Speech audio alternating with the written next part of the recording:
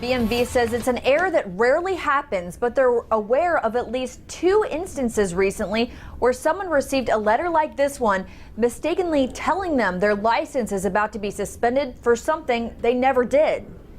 Diane Tilton of Lebanon has never had a ticket or been in an accident, according to her daughter Lindsay. So she's a good driver. Oh yeah, she's an excellent driver. She criticizes my driving all the time. So you can imagine Diane and Lindsay's surprise when this letter arrived from the BMV July 17th. It says Diane had been in an accident.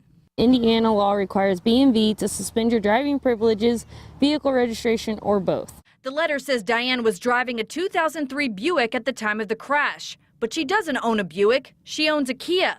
She was definitely out of town that day and not even involved in the accident or driving the car that they say she was driving. Faced with an August 26 suspension, Diane started making phone calls to the BMV who directed her to IMPD. Weeks later, Diane still hadn't resolved the situation and asked her daughter Lindsay to help.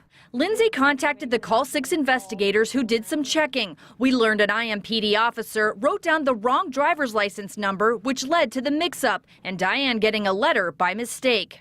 A police spokesperson told us, quote, "We certainly apologize for the mistake and the trouble it has caused the motorist."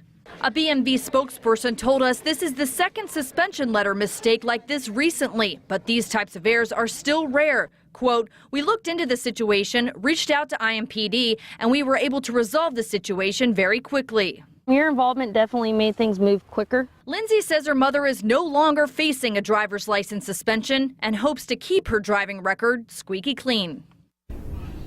IMPD says they submit thousands of reports each year and errors can happen. A police spokesperson says they do work extremely hard to eliminate these types of mistakes. I'm Call 6 investigator Kara Kenny.